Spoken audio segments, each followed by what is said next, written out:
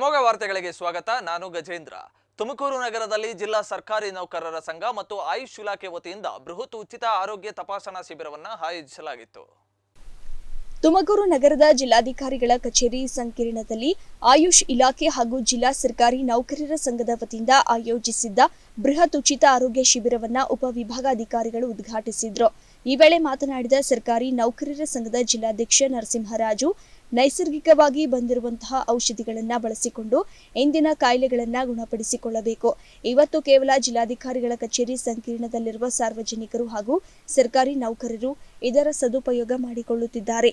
ಮುಂದಿನ ದಿನಗಳಲ್ಲಿ ಜಿಲ್ಲೆಯಾದ್ಯಂತ ಈ ಶಿಬಿರವನ್ನು ಆಯೋಜನೆ ಮಾಡಲಾಗುವುದು ಎಂದರು. ಸರ್ಕಾರಿ ನೌಕರರಿಗಾಗಿ ಒಂದು ಆರೋಗ್ಯ ಶಿಬಿರವನ್ನು ಆಯುಷ್ ಇಲಾಖೆ ವತಿಯಿಂದ ಹಾಗೂ ಸಹಕಾರ ನೌಕರ ಸಂಘ ಹಾಗೆಯೇ ಎಲ್ಲರ ಜೊತೆಗೂಡಿ ಈ ಕಾರ್ಯಕ್ರಮವನ್ನು ನಾವು ಮಾಡ್ತಾ ಇದ್ದೀವಿ.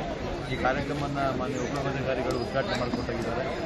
ಆರೋಗ್ಯವನ್ನು ಸರ್ಕಾರಿ ನೌಕರಿ ಹೇಗೆ ಕಾಪಾಡ್ಕೋಬೇಕು ಮತ್ತು ದೈನಂದಿನ ಕೆಲಸದ ಜೊತೆಗೆ ಒತ್ತಡದಲ್ಲಿ ಹೇಗೆ ನಿವಾರಣೆ ಮಾಡ್ಕೋಬೇಕು, ಹಾಗೆಯೇ ಯಾವ ಮೆಡಿಸಿನ್ ಇಂಗ್ಲೀಷ್ ಮೆಡಿಸಿನ್ ಬಿಟ್ಟು ಕೇವಲ ನೈಸರ್ಗಿಕವಾಗಿ ಬಂದಂಥ ಮೆಡಿಸಿನ್ನಲ್ಲಿ ಆರೋಗ್ಯವನ್ನು ಕಾಪಾಡಿಕೊಳ್ಳೋ ದೃಷ್ಟಿಯಿಂದ ನಾವಿವತ್ತು ಒಂದು ಆಯುಷ್ ಆರೋಗ್ಯ ಶಿಬಿರವನ್ನು ಉಚಿತವಾಗಿ ಏರ್ಪಾಡು ಮಾಡಿದ್ದೇವೆ. ಈ ಒಂದು ಶಿಬಿರ ಭಾಳ ಯಶಸ್ವಿಯಾಗಿದೆ ಅಂದ್ಕೊಂಡು ಸಾಕಷ್ಟು ಜನ ಸರ್ಕಾರಿ ನೌಕರರು ಬಂದು ನೋಂದಣಿ ಮಾಡ್ತಾ ಇದ್ದಾರೆ. ಇದು ಕೇವಲ ಈ ಬಿಲ್ಡಿಂಗಲ್ಲಿರೋದು ಜಿಲ್ಲಾಧಿಕಾರಿಗಳ ಸಂಕೀರ್ಣದ ಕಚೇರಿ, social welfare office, court, agriculture, ಹಾಗೆಯೇ ನಮ್ಮ ಪೊಲೀಸ್ ಇಲಾಖೆ ಮತ್ತು ಜಿಲ್ಲಾಧಿಕಾರಿ, ರೆವಿನ್ಯೂ, ADLR, DAR, ಖಜಾನೆ, ಹೀಗೆ ಸಾಂಖ್ಯಿಕ ಇಲಾಖೆ ಮತ್ತು AC ಕಚೇರಿ, ಈಗಿನ ಫುಡ್ ಇಲ್ಲ ಡಿಪಾರ್ಟ್ಮೆಂಟು ಎಲ್ಲರೂ ಕೂಡ ಸರ್ಕಾರ ನೌಕರಿಗೆ ಒಂದು ಕಾರ್ಯಕ್ರಮ ಮಾಡಿದ್ದೇವೆ. ಮುಂದಿನ ದಿನದಲ್ಲಿ ಇಡೀ ಜಿಲ್ಲಾದ್ಯಂತ ಎಲ್ಲರೂ ಸೇರಿಸಿ ಒಂದು ಶಿಬಿರವನ್ನು ಮಾಡಬೇಕು ಅಂತ ನಾವು ನಿರ್ಧಾರ ಮಾಡಿದ್ದೇವೆ. ಆ ನಿಟ್ಟಿಗೆ ಜಿಲ್ಲಾಡಳಿತ ಸಂಪೂರ್ಣ ಸಹಕಾರ ಕೊಡ್ತದೆ. ಈ ಕಾರ್ಯಕ್ರಮ ನಿವಾರಣೆ ಮಾಡೋದಕ್ಕೋಸ್ಕರ ಅವಕಾಶ ಕೊಟ್ಟಂಥ ನಮ್ಮ ಜಿಲ್ಲಾಧಿಕಾರಿ ಶಿವ ಕಲ್ಯಾಣ್ ಮೇಡಮ್ ಅವರಿಗೆ, ಅಪರ ಜಿಲ್ಲಾಧಿಕಾರಿ ಆದ ತಿಪ್ಪೇಸ್ವಾಮಿ ಸರ್ ಅವರಿಗೆ, ಹಾಗೆಯೇ ನಮ್ಮ ತಹಸೀಲ್ದಾರ್ ಅವರಿಗೆ, ರಾಜೇಶ್ವರಿ ಅವರಿಗೆ ಹಾಗೂ ನಾಯಿದ ಜಮ್ಜಮ್ರವರಿಗೆ ಎಲ್ಲರಿಗೂ ಕೂಡ ಬರುವ ಭಾನುವಾರ ತುಮಕೂರಿನಲ್ಲಿ ಭಾರತ ಕಮ್ಯುನಿಸ್ಟ್ ಪಕ್ಷದ ವತಿಯಿಂದ ಶತಮಾನದ ಸಂಭ್ರಮವನ್ನು ಆಚರಿಸಲಿದೆ. ಪಕ್ಷದ ಜಿಲ್ಲಾ ಪ್ರಧಾನ ಕಾರ್ಯದರ್ಶಿ ಗಿರೀಶ್ ಅವರು ಸುದ್ದಿಗೋಷ್ಠಿಯಲ್ಲಿ ಮಾತನಾಡುತ್ತಾ, ಆಗಸ್ಟ್ 10ರಂದು ತುಮಕೂರಿನ ಕನ್ನಡ ಭವನದಲ್ಲಿ ಹಮ್ಮಿಕೊಂಡಿರುವ ಕಾರ್ಯಕ್ರಮವನ್ನು ಚಿಂತಕ ಡಾಕ್ಟರ್ ಜಿ ರಾಮಕೃಷ್ಣ ಉದ್ಘಾಟಿಸುವವರೆಂದು ಹೇಳಿದರು. ಇನ್ನು ಸಿಪಿಐ ರಾಜ್ಯ ಕಾರ್ಯದರ್ಶಿ ಸಾತಿ ಸುಂದರೇಶ್ ಸೇರಿದಂತೆ ಅನೇಕ ಮುಖಂಡರುಗಳು ಪಾಲ್ಗೊಳ್ಳುವರೆಂದು ಗಿರೀಶ್ ಹೇಳಿದರು. ಇನ್ನು ಕಾರ್ಯಕ್ರಮಕ್ಕೂ ಮುನ್ನ ಟೌನ್ ಹಾಲ್ನಿಂದ ಕನ್ನಡ ಭವನದವರೆಗೂ ವರ್ಣರಂಜಿತ ಮೆರವಣಿಗೆ ನಡೆಯಲಿದೆ. 1925ನೇ ಇಸ್ವಿಯಲ್ಲಿ ನಾಗ್ಪುರದಲ್ಲಿ ಘಾಟೆಯವರ ನೇತೃತ್ವದಲ್ಲಿ ಪಕ್ಷ ಪ್ರಾರಂಭ ಆಗುತ್ತೆ. ಆಗಿನ ಸ್ವತಂತ್ರ ಹೋರಾಟದಲ್ಲಿ ಭಾರತ ಕಮ್ಯುನಿಸ್ಟ್ ಪಕ್ಷದ ಹಲವಾರು ನಾಯಕರುಗಳು ಸ್ವಾತಂತ್ರ್ಯ ಹೋರಾಟದಲ್ಲಿ ತ್ಯಾಗ ಬಲಿದಾನವನ್ನು ಮಾಡಿಬಂದಂಥ ಪಕ್ಷ. ಈ ಪಕ್ಷ ಉದಯ ಆಗ್ತಕ್ಕಂಥದ್ದು ದುಡಿಯತಕ್ಕಂಥ ವರ್ಗ ಸಮಾಜವಾದ ಬರಬೇಕು. ಯಾಕೆಂತಂದರೆ ಸಂಪತ್ತು ಕೇಂದ್ರೀಕರಣ ಆಗಬಾರ್ದು, ಸಂಪತ್ತು ವಿಕೇಂದ್ರೀಕರಣ ಆಗಬೇಕು. ಯಾವುದೋ ಒಬ್ಬ ವ್ಯಕ್ತಿನ ಕೈಗೆ ಸಂಪತ್ತನ್ನು ಹಾಕಬಾರ್ದು ಅಂತಕ್ಕಂಥ ಅವತ್ತಿಂದ ಒಂದು ಸೈದ್ಧಾಂತಿಕ ಶಿಸ್ತಿನ ಸಿಪಾಯಿಯಾಗಿ ಕೆಲಸ ಮಾಡ್ಕೊಂಡ್ಬಂದಿದ್ದ ಪಕ್ಷ. ಯಾವುದೇ ಕಾರಣಕ್ಕೂ ಇದುವರೆಗೂ ಬಂಡವಾಳಶಾಹಿಗಳ ಜೊತೆ ಇದುವರೆಗೂ ರಾಜೇ ಇಲ್ಲದೇನೆ ಹೋರಾಟ ಮಾಡ್ಕೊಂಡ್ಬಂದಿರ್ತಕ್ಕಂಥ ಪಕ್ಷ. ಹಾಗಾಗಿ 100 ವರ್ಷ ಹಲವಾರು ಹೋರಾಟಗಳನ್ನ ಮಾಡೋದು ಸ್ವತಂತ್ರ ಸಿಕ್ಕಾದ ನಂತರ 1952ನೇ ಇಸ್ವಿಯಲ್ಲಿ ಪ್ರಮುಖ ವಿರೋಧ ಪಕ್ಷವಾಗಿ ಪಾರ್ಲಿಮೆಂಟಲ್ಲಿ ಕೆಲಸ ಮಾಡೋದ್ರ ಮುಖಾಂತರ ಹಲವಾರು ಪಂಚವಾರ್ಷಿಕ ನೆಹರೂರ ಕಾಲದಲ್ಲಿ ಪಂಚವಾರ್ಷಿಕ ಯೋಜನೆಗಳಿರ್ಬೋದು, ಬೃಹತ್ ಕೈಗಾರಿಕೆಗಳ ಸ್ಥಾಪನೆ ಆಗಿರ್ಬೋದು, ಅದೇ ರೀತಿ ಪಬ್ಲಿಕ್ ಸೆಕ್ಟರ್ಗಳನ್ನ ತಯಾರು ಮಾಡಿರ್ತಕ್ಕಂಥಿರ್ಬೋದು, ಟೆನೆನ್ಸಿ ಕಾಯ್ದೆ ಕೃಷಿ ಭೂಮಿಯನ್ನು ಕೊಡ್ತಕ್ಕಂಥ ವಿಚಾರದಲ್ಲಿರ್ಬೋದು, ಅದೇ ರೀತಿ ಅಸಂಘಟಿತ ಕಾರ್ಮಿಕರಿಗೆ ಸಾಮಾಜಿಕ ಭದ್ರತೆ ಇರ್ಬೋದು, ಮಾಹಿತಿ ಕಾಯ್ದೆ ಇರ್ಬೋದು, ಅರಣ್ಯ ಹಕ್ಕು ಕಾಯ್ದೆಗಳು ಇರ್ಬೋದು, ರಾಷ್ಟ್ರೀಯ ಉದ್ಯೋಗ ಖಾತ್ರಿ ಯೋಜನೆ, ಇಂತಹ ಹಲವಾರು ಕಾನೂನುಗಳನ್ನ ಇವತ್ತು ಜಾರಿ ಮಾಡೋದ್ರ ಪ್ರಮುಖವಾಗಿರ್ತಕ್ಕಂಥ ಪಕ್ಷ. ನಿರಂತರವಾಗಿ ಜನರ ಮಧ್ಯೆ ರೈತ, ಕಾರ್ಮಿಕ, ಬಡವರು, ಮಹಿಳೆಯರು, ದಲಿತರು, ಹಿಂದುಳಿದ ವರ್ಗದ ಅಲ್ಪಸಂಖ್ಯಾತರ ಪರವಾಗಿ ನಿರಂತರವಾಗಿ ಕೆಲಸ ಮಾಡ್ಕೊಂಬಂಥ ಪಕ್ಷ. ಇವತ್ತು ತುಮಕೂರಿನಲ್ಲಿ 100ನೇ ವರ್ಷದ ಕಾರ್ಯಕ್ರಮವನ್ನು ಆಚರಿಸ್ತಿದ್ದೀವಿ. ಈ ಒಂದು ಕಾರ್ಯಕ್ರಮನ ಉದ್ಘಾಟನೆಗೆ ಜಿ ರಾಮಕೃಷ್ಣ, ಖ್ಯಾತ ವಿಶ್ವಖ್ಯಾತ ಚಿಂತಕರು, ಡಾಕ್ಟರ್ ಸಿದ್ದಗೌಡ ಪಾಟೀಲ್, ಹೊಸ ಪತ್ರಿಕೆ ಸಂಪಾದಕರು, ಅದೇ ನಮ್ಮ ಪಕ್ಷದ ರಾಜ್ಯಪಾಲ. ಸುದ್ದಿಗೋಷ್ಠಿಯಲ್ಲಿ ಖಜಾಂಚಿ ಅಶ್ವತ್ಥನಾರಾಯಣ, ಕಂಬೇಗೌಡ ಮತ್ತಿತರರು ಇದ್ದರು. ಒಳ ಮೀಸಲಾತಿಯನ್ನ ಬರುವ ಮಳೆಗಾಲದ ಅಧಿವೇಶನದಲ್ಲಿ ಸರ್ಕಾರವು ಅನುಷ್ಠಾನಗೊಳಿಸಬೇಕು. ಇಲ್ಲದಿದ್ದರೆ ಅದಕ್ಕೆ ತಕ್ಕ ಪ್ರತಿಫಲ ಕಾಂಗ್ರೆಸ್ ಸರ್ಕಾರವು ಎದುರಿಸಬೇಕಾಗುತ್ತದೆ ಎಂದು ಒಳ ಮೀಸಲಾತಿ ಹೋರಾಟ ಸಮಿತಿ ಅಧ್ಯಕ್ಷ ಬಾಲಕೃಷ್ಣ ಎಚ್ಚರಿಕೆ ನೀಡಿದ್ದಾರೆ. ತುಮಕೂರಿನಲ್ಲಿ ಒಳ ಮೀಸಲಾತಿ ಹೋರಾಟದ ಅಂಗವಾಗಿ ಸೇರಲಾಗಿದ್ದ ಸಭೆಯಲ್ಲಿ ಚರ್ಚೆ ನಡೆಸಿ ಆನಂತರ ಸುದ್ದಿಗಾರರೊಂದಿಗೆ ಅಧ್ಯಕ್ಷ ಬಾಲಕೃಷ್ಣ ಮಾತನಾಡಿದರು.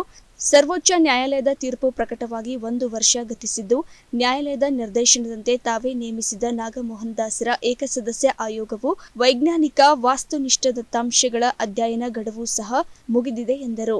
ಆಗಸ್ಟ್ 11ರಿಂದ ಆರಂಭವಾಗುವ ಮಳೆಗಾಲದ ಅಧಿವೇಶನದಲ್ಲಿ ಒಳ ಮೀಸಲಾತಿ ವಿಚಾರದ ಬಗ್ಗೆ ಚರ್ಚಿಸಬೇಕು ಎಂದು ಬಾಲಕೃಷ್ಣ ತಿಳಿಸಿದರು.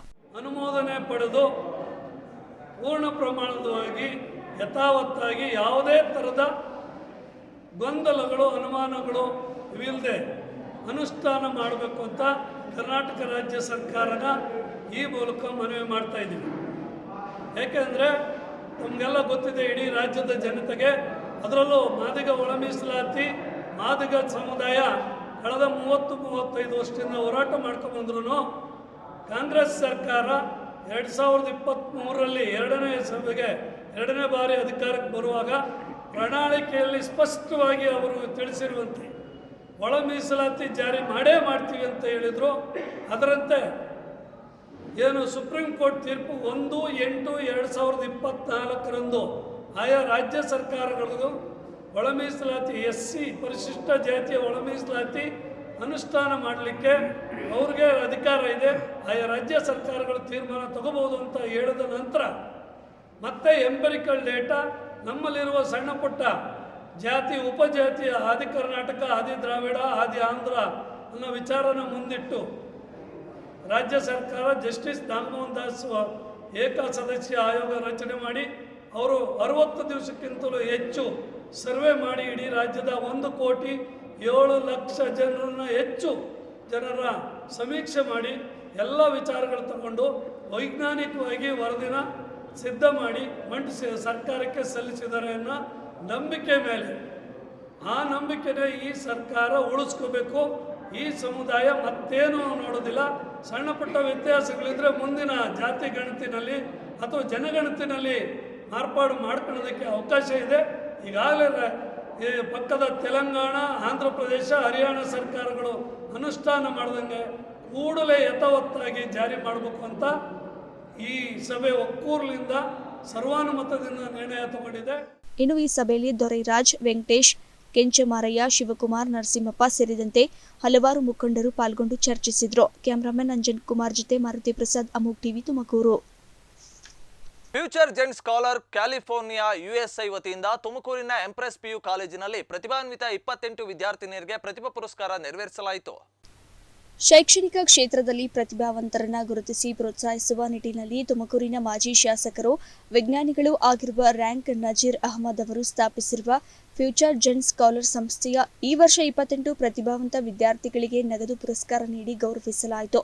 ಪಾವಗಡದ ರಾಮಕೃಷ್ಣ ಸೇವಾಶ್ರಮದ ಅಧ್ಯಕ್ಷರಾದ ಜಪಾನಂದಾಜಿ ಅವರು ಕಾರ್ಯಕ್ರಮ ಉದ್ಘಾಟಿಸಿ, ಅಮೆರಿಕದಿಂದ ಬಂದು ಇಲ್ಲಿರುವ ಪ್ರತಿಭಾವಂತ ಮಕ್ಕಳಿಗೆ ಗೌರವಿಸುತ್ತಿರುವುದಕ್ಕೆ ಮುಕ್ತ ಕಂಠದಿಂದ ಪ್ರಶಂಸಿಸಿದರು. ಹೊರದೇಶದಲ್ಲಿರುವ ಪ್ರತಿಭಾವಂತ ಮಕ್ಕಳಿಗೆ ನಾವು ಸಹಾಯ ಮಾಡುವ ಮನೋಭಾವ ಬೆಳೆಸಿಕೊಳ್ಳಬೇಕು ಎಂದು ಕರೆ ನೀಡಿದರು. ಉದ್ಯೋಗ ನಿಮಿತ್ತ ವಿದೇಶಕ್ಕೆ ಹೋದವರು ಭಾರತವನ್ನೇ ಮರೆತು ಹೋಗುತ್ತಿದ್ದಾರೆ. ಅಂತಹ ಸಂಸ್ಕೃತಿ ನಮಗೆ ಬೇಕಿಲ್ಲ ಎಂದರು. ಇನ್ನ ಕೌಶಲಿದ್ದಾರೆ, ಅವ್ರು ಬಂದು ಮಕ್ಕಳಿಗೆಲ್ಲ ಸಹಾಯ ಮಾಡ್ತಾರೆ ಅಂತ ಒಂದು ವಿಚಾರ ನಾನು ನಿಮ್ಗೆ ಹೇಳಬೇಕಂತ ಇಷ್ಟಪಡ್ತೀನಿ. ನಮ್ಮ ದೇಶದ ಸ್ಥಿತಿ ಬದಲಾಗಿದೆ. ನಮ್ಮ ಜವಾಬ್ದಾರಿಯನ್ನು ಇಟ್ಕೊಂಡು ನಮ್ಮ ಶಿಕ್ಷಣವನ್ನ ನಾವೇನನ್ನ ಓದ್ತೀವೋ ಅಥವಾ ಯಾವುದನ್ನ ನಾವು ಸಾಧನೆ ಮಾಡಬೇಕು ಅಂತಿದ್ದೀವೋ ಅದನ್ನ ಮುಖ್ಯವಾಗಿ ಹೆಣ್ಣು ಮಕ್ಕಳು ಬಹಳನೇ ಒಂದು ರೀತಿಯ ಬದಲಾಗಿದ್ದೀರಾ. ನಿಮ್ಮ ಒಂದು ಕೆಲಸಗಳು, ನಿಮ್ಮ ಒಂದು ವಿಚಾರಧಾರೆಗಳು ನಮಗೆ ಬಹಳ ಸಂತೋಷ ತರುತ್ತೆ. ಆದ್ರೆ ಎಲ್ಲಿಗೆ ನಾವು ಬಂದು ನಿಂತ್ಕೋಬೇಕಂದ್ರೆ ನಾವು ಬೇರೆ ದೇಶಕ್ಕೆ ಕೊಡಬೇಕು. ಬೇರೆ ದೇಶದ ಮಕ್ಕಳು, ಬಡ ಮಕ್ಕಳಿಗೆ ನಾವು ಸಹಾಯ ಮಾಡಬೇಕು. ನನಗನ್ಸುತ್ತೆ ಇದು ನಿಧಾನ ಕಡಿಮೆ ಆಗ್ಬೇಕು. ನಾವು ನಿಂತ್ಕೋಬೇಕು. ನಾವು ನಮ್ಮ ದೇಶಕ್ಕೆ ನಾವೇನ್ ಮಾಡ್ತಿದ್ದೀವೋ ನಾವೇ ಮಾಡ್ಕೋಬಹುದು. ಇವ್ರು ಈಗ ಬಂದು ಕೊಡ್ತಾರೆ ಅನ್ನೋದಕ್ಕಿಂತ ಇನ್ನು ಮುಂದಕ್ಕೆ ನಾವು ನಿಂತ್ಕೊಂಡು ನಾವು ಓದ್ತೀವಿ ಸ್ವಾಮೀಜಿ ಅನ್ನೋ ಶಕ್ತಿ ನಿಮಗೆ ಬರಬೇಕು. ಅದನ್ನ ನಾನು ನಿಮ್ಗೆ ಹೇಳೋದಕ್ಕೆ ಬಂದಿದ್ದಿಲ್ಲ. ಅವರ ದೇಶದ ಭಕ್ತಿ, ಅವರು ನಮ್ಮ ಭಾರತದಲ್ಲಿ ರ್ಯಾಂಕ್ ನಜೀರ್ ಅವರ ವಿಚಾರವನ್ನ ಎಷ್ಟು ಚೆನ್ನಾಗಿ ಹೇಳಿದ್ರು. ಬಹಳ ದೊಡ್ಡ ದೊಡ್ಡ ವ್ಯಕ್ತಿಗಳಿದ್ದಾರೆ. ಅವರ ವಿಚಾರವನ್ನ ತಿಳ್ಕೊಂಡು ನಾವು ಅದನ್ನ ಕಲ್ತ್ಕೊಂಡು ಮುಂದಕ್ಕೆ ಹೋಗ್ಬೇಕು. ಅಬ್ದುಲ್ ಕಲಾಂ, ನಮ್ಗೆ ಇನ್ನೇನ್ ಬೇಕು? ಎಂತೆಂತ ದೊಡ್ಡವರಿದ್ದಾರೆ. ಮಾಜಿ ಶಾಸಕ ಡಾಕ್ಟರ್ ರಫೀಕ್ ಅಹಮದ್ ಮಾತನಾಡಿ, ಪ್ರತಿಭಾವಂತ ಮಕ್ಕಳನ್ನ ಫ್ಯೂಚರ್ ಜೆನ್ ಸ್ಕಾಲರ್ಶಿಪ್ ನೀಡುತ್ತಾ ಬಂದಿದ್ದು, ಮುಂದಿನ ವರ್ಷ ಹೆಚ್ಚಿನ ವಿದ್ಯಾರ್ಥಿಗಳನ್ನ ಗುರುತಿಸಲಾಗುವುದೆಂದು ಹೇಳಿದರು. ನಾನು ಅವರ ವಂಶದ ಬಗ್ಗೆ ಹೇಳಕ್ಕೆ ಬಯಸ್ತಾ ಇದ್ದೇನೆ. ತಾವೆಲ್ಲರೂ ಈ ವಿದ್ಯಾರ್ಥಿಗಳು ಇನ್ನೂ ಹುಟ್ಟಿರಲಿಲ್ಲ, ಅನೇಕರಿಗೆ ಗೊತ್ತಿಲ್ಲ. 1978ರಲ್ಲಿ ಇದೇ ಕ್ಷೇತ್ರದಿಂದ, ತುಮಕೂರು ನಗರದಿಂದ ನಡೆದಂತಹ ಚುನಾವಣೆಯಲ್ಲಿ ಕಾಂಗ್ರೆಸ್ ಪಕ್ಷದ ಅಭ್ಯರ್ಥಿಯಾಗಿ ನಜೀರ್ ಅಹಮದ್ ಅಂತ ಹೇಳ್ಬಿಟ್ಟು ಒಬ್ಬರು ಸ್ಪರ್ಧೆ ಮಾಡಿ ಗೆಲ್ತಾರೆ. ಅವರ ಕಿರು ಪರಿಚಯ ಮಾಡ್ಬೇಕಂತ ಹೇಳಿದ್ರೆ 1939ರಲ್ಲಿ ತುಮಕೂರು ನಗರದ ಬಾರ್ಲೆನ್ನಲ್ಲಿ ಒಂದು ರೈತರ ಕುಟುಂಬದಲ್ಲಿ ಅವರು ಜನಿಸ್ತಾರೆ. ಅವರ ವಿದ್ಯಾಭ್ಯಾಸ ಎಲ್ಲ ಸರ್ಕಾರಿ ಶಾಲೆಯಲ್ಲಿ ಆಗುತ್ತೆ. ಮೊದಲವರು ಏನಿವತ್ತು ಗುಮ್ತಿ ಸ್ಕ್ವೇರಲ್ಲಿ, ಗುಮ್ತಿ ವೃತ್ತದಲ್ಲಿ ಉರ್ದು ಶಾಲೆ ಇದೆ, ಇವತ್ತು ಅದು ಮೌಲಾನಾ ಆಜಾದ್ ಶಾಲೆ ಆಗಿದೆ. ಆ ಶಾಲೆಯಲ್ಲಿ ಅವರು ಮೊದಲನೇದಾಗಿ ವಿದ್ಯಾಭ್ಯಾಸ ಮಾಡ್ತಾರೆ. ಅನಂತರ ಏನು ಗೌರ್ಮೆಂಟ್ ಹೈಸ್ಕೂಲ್ ಇದೆ, ಅಲ್ಲಿ ಅನೇಕರು ಇವತ್ತು ಪ್ರತಿಷ್ಠಿತರು ಅಲ್ಲಿಂದ ವಿದ್ಯಾಭ್ಯಾಸ ಮಾಡಿ ಹೋಗಿದ್ದಾರೆ. ಆ ಶಾಲೆಯಲ್ಲಿ ಅವರು ಓದಿಬಿಟ್ಟು ಯೂನಿವರ್ಸಿಟಿ ಆಫ್ ಮೈಸೂರಿನಿಂದ BE ಪದವಿಯನ್ನು ಪಡೆದಿದ್ದಾರೆ. ಅವರು ಶಾಲೆಯಿಂದಲೇ ಪ್ರತಿ ವರ್ಷವೂ ಕೂಡ ರ್ಯಾಂಕ್ ಅನ್ನು ಪಡೆದ ಹಿನ್ನೆಲೆಯಲ್ಲಿ ಅವರಿಗೆ ರ್ಯಾಂಕ್ ನಜೀರ್ ಅಂತಲೇ ಅವರಿಗೆ ಕರೀತಾ ಇದ್ರು. ಅವರು ಇಂದಿಗೂ ಕೂಡ ಅಮೆರಿಕದಲ್ಲಿದ್ದಾರೆ. ಅವ್ರಿಗೆ ಇನ್ನ ಹೆಚ್ಚಿನ ಆಯಸ್ಸು ಕೊಡಲಿ ಅಂತ ಕೂಡ ನಾನು ದೇವರಲ್ಲಿ ಪ್ರಾರ್ಥನೆ ಕೂಡ ಮಾಡ್ತಿದ್ದಾರೆ. ರ್ಯಾಂಕ್ ನಜೀರ್ ಅಹಮದ್ ಮೊಮ್ಮಗಳಾದ ನೈಲಾ ಅಹಮದ್ ಅಧ್ಯಕ್ಷತೆ ವಹಿಸಿದ್ರು. ಈ ಸಂಸ್ಥೆಯ ಹೀನಾ ಕೌಸರ್ ಕಾಲೇಜಿನ ಪ್ರಾಚಾರ್ಯರಾದ ಅನ್ನಪೂರ್ಣರವರು ಸೇರಿದಂತೆ ಗಣ್ಯರು ಪಾಲ್ಗೊಂಡಿದ್ದರು. ಕ್ಯಾಮರಾಮನ್ ಅಂಜನ್ ಕುಮಾರ್ ಜೊತೆ ಮಾರುತಿ ಪ್ರಸಾದ್, ಅಮೋಕ್ ಟಿವಿ, ತುಮಕೂರು. ತುರುವೇಕೆರೆಯಿಂದ ತಿಪಟೂರಿಗೆ ಹೋಗುವ ಮುಖ್ಯ ರಸ್ತೆಯ ಗುಂಡಿ ಬಿದ್ದು ಹಾಳಾಗಿದ್ದು, ಜನರು ಸುರಕ್ಷಿತವಾಗಿ ಸಂಚರಿಸಿದಂತ ಪರಿಸ್ಥಿತಿ ಎದುರಾಗಿದೆ. ಈ ಸಂಬಂಧ PWD ಅಧಿಕಾರಿಗಳ ಗಮನಕ್ಕೆ ತಂದರೂ ಕೂಡ ಯಾವುದೇ ಪ್ರಯೋಜನ ಆಗಿಲ್ಲ ಅಂತ ಇದ್ದಾರೆ ಸಾರ್ವಜನಿಕರು. ತುರುವೇಕೆರೆ ಪಟ್ಟಣದ ಮುಖ್ಯ ರಸ್ತೆಯಲ್ಲಿ ಗುಂಡಿಗಳಿಂದಾಗಿ ಸಾಕಷ್ಟು ಗಂಭೀರ ಪ್ರಮಾಣದ ಅಪಘಾತಗಳು ನಡೆಯುತ್ತಿವೆ. ತುರುವೇಕೆರೆಯಿಂದ ಅಲಬೂರಿನವರೆಗೂ ಇದೇ ರೀತಿ ಗುಂಡಿಗಳಿವೆ. PWD ಅಧಿಕಾರಿಗಳು 5-6 ಸಲ ಕಾಮಗಾರಿ ನಡೆಸಿ ಬಿಲ್ ಮಾಡಿಕೊಂಡಿದ್ದಾರೆ. ಯಾರಿಗಾದರೂ ಸಾವು ನೋವುಗಳಾಗುವವರೆಗೂ PWD ಅಧಿಕಾರಿಗಳು ಎಚ್ಚೆತ್ತುಕೊಳ್ಳುವುದಿಲ್ಲ. ಆದಷ್ಟು ಬೇಗ ಸ್ಥಳೀಯ ಶಾಸಕರು ಮತ್ತು PWD ಅಧಿಕಾರಿಗಳು ಎಚ್ಚೆತ್ತುಕೊಂಡು ಈ ರಸ್ತೆಯನ್ನ ಸರಿಪಡಿಸಬೇಕೆಂದು ಸಾಮಾಜಿಕ ಹೋರಾಟಗಾರ ಮೋಹನ್ ಒತ್ತಾಯಿಸಿದ್ದಾರೆ. ಇದು ಒಂದು ದಿನದ ಸಮಸ್ಯೆ ಅಲ್ಲ, ಪ್ರತಿನಿತ್ಯವೂ ಸಾರ್ವಜನಿಕರು ಎದುರಿಸುವಂತಹ ದೊಡ್ಡ ಸಮಸ್ಯೆಯಾಗಿದೆ. ಬೈಕ್, ಕಾರುಗಳು ಅಷ್ಟೇ ಅಲ್ಲ, ಸೈಕಲ್ಗಳಲ್ಲೂ ಸಹ ಓಡಾಡಲು ಆಗದಂತಹ ಪರಿಸ್ಥಿತಿ ಎದುರಾಗಿದೆ. ಈ ರೋಡು ಇಷ್ಟು ವರ್ಷದಿಂದ ಹಿಂಗೆ ಬಿದ್ದಿದೆಯಲ್ಲ, ಇದು ನೆನಗುದಿಗೆ ಬಿದ್ದಿದೆ, ರೆಡಿ ಆಗ್ತಾ ಇಲ್ವಲ್ಲ, ಇದಕ್ಕೆ ನಿಮ್ಮ ಅಭಿಪ್ರಾಯ ಏನಿದೆ ಸರ್? ಸರ್, ನಂದು ಇಲ್ಲಿ ಎದುರುಗಡೆ ಗ್ಯಾರೇಜ್ ಇರೋದು. ದಿನ ಇಬ್ಬರ ಸರಿ ಇಲ್ಲಿ ಗಾಡಿಯಿಂದ ಬೀಳ್ತಾ ಇದ್ದಾರೆ. ಇದನ್ನ ನಾವು ಹೇಳಿ ಸಾಕಾಯಿತು. ಪಟ್ಟಣ ಪಂಚಾಯತ್ಗೆ ಹೇಳಿದ್ದೀವಿ, ಆದರೂ ಅವರು ಗಮನಕ್ಕೆ ತಗೊಂಡಿಲ್ಲ. ಆಮೇಲೆ ಇಲ್ಲಿ ಮೇನ್ ಆಗಿ ಹಂಪಿಸ್ಬೇಕು. ಇದು ಡಿವೈಡ್ರು ಚಿಕ್ಕದಾಗಿದೆ ರೋಡ್ ಮುಂದೆ, ಆದ್ದರಿಂದ ಇಲ್ಲಿ ಈ ರೋಡ್ಗೆ ಹಂಪಿಸ್ಬೇಕು.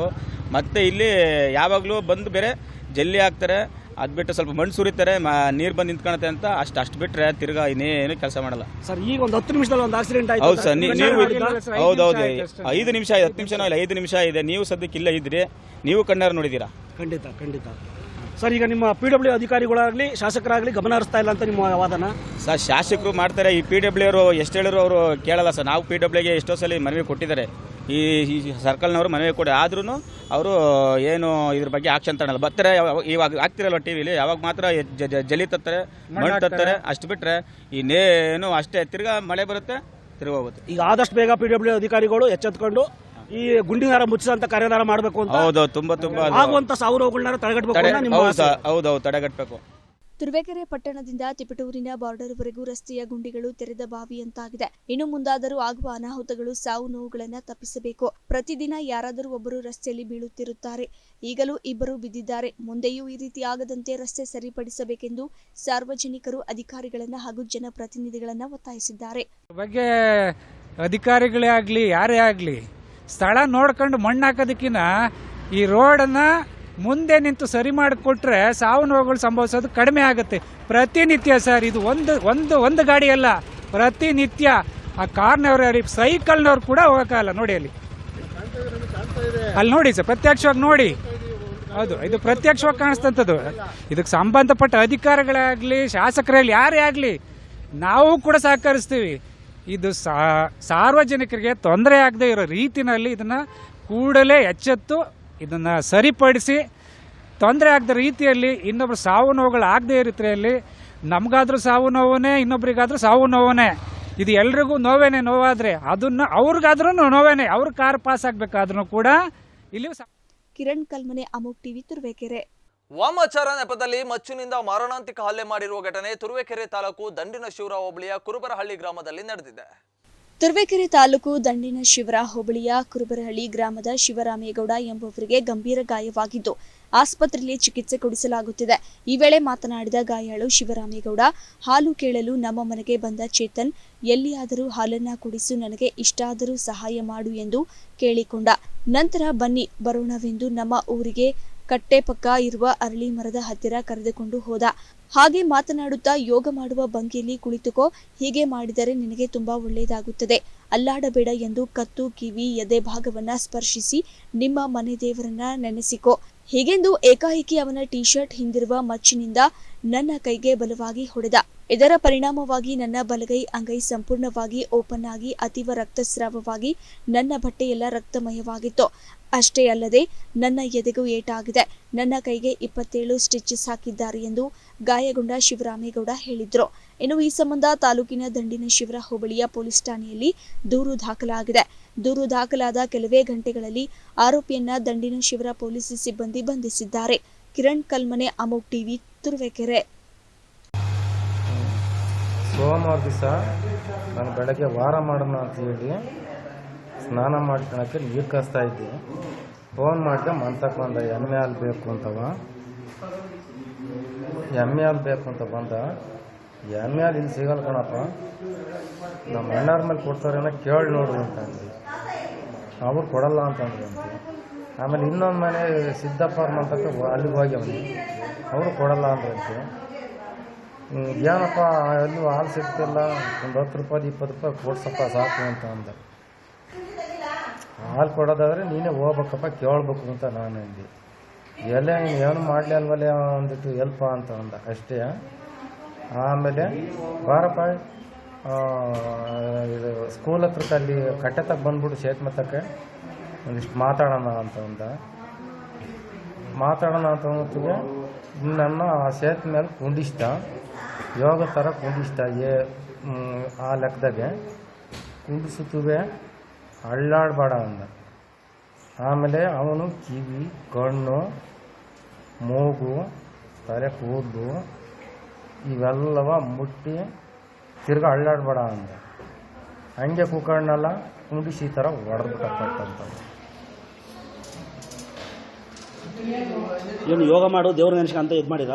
ಅದನ್ನು ಹೇಳ್ದ, ಇದು ಯೋಗ, ದೇವ್ರ ನೆನೆಸ್ಕೊಂತಲ್ವ ಅಂದ. ಅಳ್ಳಾಡ್ಬೇಡ ಅಂತ ಹೇಳಿದ್ರ. ಕಣ್ಮುಚ್ಗೋ, ಅಳ್ಳಾಡಬಾರ್ದು ಅಂತ ಅಂದ. ಏನ್ರಲ್ಲಿ ಹೊಡೆದಿದ್ದು? ಮಚ್ಚು. ಮಚ್ಚೆಲ್ಲಿತ್ತು? ಮಚ್ಚು ಅವನು ಬಟ್ಟೆ ಒಳಗಿತ್ತು ಹಿಂದ್ಗಡೆ. ಆಮೇಲೆ ಮತ್ತೆ ನೀನು ಏನು ಇದು ಮಾಡ್ಲಿಲ್ವಾ, ರಿಯಾಕ್ಷನ್ ಕೊಡ್ಲಿಲ್ವಾ? ಏನು ಮಾಡೋಕ್ಕಾಗಲ್ಲ. ಏಕಾಏಕಿ ಯೋಗ ಇರ್ಬೇಕಾದ್ರೆ ಅದೇ ತರ ಇಮಿಡಿಯೇಟ್ ಹೊಡೆದ್ರ. ರಾಯಚೂರು ಜಿಲ್ಲೆ ಮಾನ್ವಿ ಪಟ್ಟಣದ ನಂಬರ್ 3ನೇ ವಾರ್ಡ್ನಲ್ಲಿ ಕುಡಿಯುವ ನೀರಿನ ಸಮಸ್ಯೆ ತೀವ್ರಗೊಂಡಿದೆ. ಇದರ ಪರಿಣಾಮವಾಗಿ ಆಕ್ರೋಶಗೊಂಡ ಸ್ಥಳೀಯ ನಿವಾಸಿಗಳು ಇಂದು ಪುರಸಭೆ ಕಚೇರಿಗೆ ಮುತ್ತಿಗೆ ಹಾಕಿ ತೀವ್ರ ಪ್ರತಿಭಟನೆ ನಡೆಸಿದ್ದಾರೆ. ಪಟ್ಟಣದ ವಾರ್ಡ್ ನಂಬರ್ 3ರಲ್ಲಿ ಕಳೆದ ಕೆಲವು ವರ್ಷಗಳಿಂದ ಮೂಲಭೂತ ಸೌಕರ್ಯಗಳ ಕೊರತೆಯಿಂದಾಗಿ ಜನಜೀವನ ತೀವ್ರ ಅಸ್ವಸ್ಥಗೊಂಡಿದೆ. ಕುಡಿಯುವ ನೀರಿನ ಸಮಸ್ಯೆ, ರಸ್ತೆ, ಚರಂಡಿ ಮತ್ತು ಸ್ವಚ್ಛತೆಯ ಕೊರತೆಯಿಂದಾಗಿ ನಿವಾಸಿಗಳು ತೀವ್ರ ತೊಂದರೆಗಳನ್ನು ಎದುರಿಸುತ್ತಿದ್ದಾರೆ. ಈ ಬಗ್ಗೆ ಹಲವಾರು ಬಾರಿ ಪುರಸಭೆ ಸದಸ್ಯ ಮತ್ತು ಪುರಸಭೆ ಅಧಿಕಾರಿಗಳಿಗೆ ಮನವಿ ಸಲ್ಲಿಸಿದರೂ ಯಾವುದೇ ಪ್ರಯೋಜನವಾಗಿಲ್ಲ ಎಂದು ನಿವಾಸಿಗಳು ಆರೋಪಿಸಿದ್ದಾರೆ. ಹಾಗಾಗಿ ಇಂದು ಸ್ಥಳೀಯ ನಿವಾಸಿಗಳು ಪುರಸಭೆ ಕಚೇರಿಯ ಮುಂದೆ ಜಮಾಯಿಸಿ ಅಧಿಕಾರಿಗಳ ವಿರುದ್ಧ ಘೋಷಣೆಗಳನ್ನು ಕೂಗಿದ್ರು. ಇನ್ನು ಪ್ರತಿಭಟನಾಕಾರರೊಂದಿಗೆ ಮಾತುಕತೆ ನಡೆಸಿದ ಪುರಸಭೆ ಮುಖ್ಯಾಧಿಕಾರಿಗಳು ಕೂಡಲೇ ಸಮಸ್ಯೆಯನ್ನ ಬಗೆಹರಿಸುವುದಾಗಿ ಭರವಸೆ ನೀಡಿದ್ರು. ನಾವು ಜಮಲಮ್ಮ ಸರ್, ಅಂಗನವಾಡಿ ಟೀಚರು. 6 ತಿಂಗಳಾಯ್ತು ಸರ್, ಇಲ್ಲಿ ನೀರಿಲ್ಲ. ನಮ್ಮದಗಿರಿ ಗುಡ್ಡದಲ್ಲಿ 2ನೇ ವಾರ್ಡ್ ಸರ್, 2, 3 ವಾರ್ಡ್ ಅದ್ರಲ್ಲಿ ಬರುತ್ತೆ ಸರ್. ಅದ್ರಲ್ಲಿ ನೀರಿಲ್ಲ ಸಮಸ್ಯೆಯಿಂದ ನಾವು ಅಂಗನವಾಡಿಗೆ ಏನ್ ಮಾಡ್ಬೇಕ್ರಿ, ಹೆಲ್ಪರ್ ಇಲ್ಲ. 6 ತಿಂಗಳಂದ್ರೆ ನಮ್ ಸ್ಕೂಲ್ ಸ್ಟಾರ್ಟ್ ಆಗಿ 2 ತಿಂಗಳಾಯ್ತು. ಜನಗಳ ಸಮಸ್ಯೆ ನೋಡ್ಬೇಕಲ್ರಿ. 1 ದಿನ 2 ದಿನ ಅದು ನಮ್ಗೇನು 1, 2 ಕೊಡ 3 ಕೊಡ ಅಂತೀವಿ. ಅವ್ರು ಬೆಳಿಗ್ಗಿಂದ ಸಂಜೆವರೆಗೆ ನೀರಿಲ್ಲ ಅಂದ್ರೆ ಏನು ಕೆಲ್ಸನೇ ಆಗೋದಿಲ್ಲ. ಅವ್ರು ಕೆಲ್ಸಕ್ಕೆ ಹೋಗ್ಬೇಕು. ಸ್ಲಮ್ ಏರಿಯಾ ಜನ ಎಲ್ಲಿ ಹೋಗ್ಬೇಕು? ಅವ್ರು ಹಳ್ಳಿವರನ ಹೋಗ್ಲಿ ಬಿಡೋಣಕ್ಕ. ಸಿಟಿ ಮಾನ್ಯ ತಾಲೂಕ್ ಲೆವೆಲ್ ಮಟ್ಟದಲ್ಲಿ ನೀರಿಲ್ಲ ಅಂದ್ರೆ ಸಮಸ್ಯೆ ಯಾರಿಗೆ ಆಗುತ್ತೆ? ಪ್ರತಿಯೊಬ್ರು ಮನೆಯಲ್ಲೇ ಆಗುತ್ತೆ.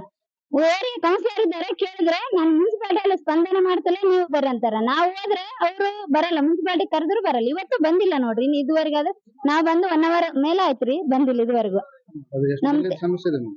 ಅಲ್ಲಿ 6 months 6 ತಿಂಗಳಿಂದ ನೀರಿಲ್ಲ ಸರ್. ಅಲ್ಲಿ ಅವ್ರ ಕೌನ್ಸಿಲರ್ ಬರ್ತಾರೆ ಹೋಗ್ತಾರೆ ಸರ್. ಅವ್ರೇನು ಒಂದ್ 5-10 ನಿಮಿಷ ಯಾರು ಜನ ಇಲ್ಲ ಟೈಮಲ್ಲಿ ಬರ್ತಾರೆ. ಯಾರನ್ನ ಇದ್ದಾಗ ಕರೆಸಿದ್ರೆ ಅವರೆಲ್ಲ ಜನ ಕಬಾಯಿಸ್ತಾರಮ್ಮ, ಮ್ಯಾಲ್ ಬರ್ತಾರ, ನಾವೇನ್ ಮಾಡ್ಲಿ ಅಂತ ಹೇಳ್ತಾರೆ ಸರ್ ಅವ್ರ ಕೌನ್ಸಿಲರ್. ಶಫೀಕ್ ಹುಸೇನ್, ಅಮೋಕ್ ಟಿವಿ, ಮಾನ್ವಿ. ಮಧುಗಿರಿ ತಾಲೂಕಿನ ಮಿಡಗೇಶಿ ಹೋಬಳಿಯ ಹನುಮಂತಪುರ ಗ್ರಾಮದ ಜಮೀನಿನಲ್ಲಿ 19 ನವಿಲುಗಳು ಸಾವನ್ನಪ್ಪಿರುವ ಘಟನೆ ನಡೆದಿದ್ದು ಸಾಕಷ್ಟು ಅನುಮಾನಕ್ಕೆ ಕಾರಣವಾಗಿದೆ. ಜಮೀನು ಒಂದರಲ್ಲಿ ಆಗಸ್ಟ್ 1ರಂದು ರಾತ್ರಿ ಸಮಯದಲ್ಲಿ ಈ ದುರ್ಘಟನೆ ನಡೆದಿದ್ದು, ಆಗಸ್ಟ್ 2ರಂದು ಜಮೀನಿಗೆ ತೆರಳಿದ ಮಾಲೀಕರು ಜಮೀನಿನ ಅಲ್ಲಲ್ಲಿ ಸತ್ತು ಬಿದ್ದಿದ್ದ ನವಿಲುಗಳನ್ನು ಕಂಡು ಸ್ಥಳೀಯ ಪೊಲೀಸರಿಗೂ ಹಾಗೂ ವಲಯದ ಅರಣ್ಯಾಧಿಕಾರಿಗಳಿಗೂ ಮಾಹಿತಿ ನೀಡಿದ್ದಾರೆ.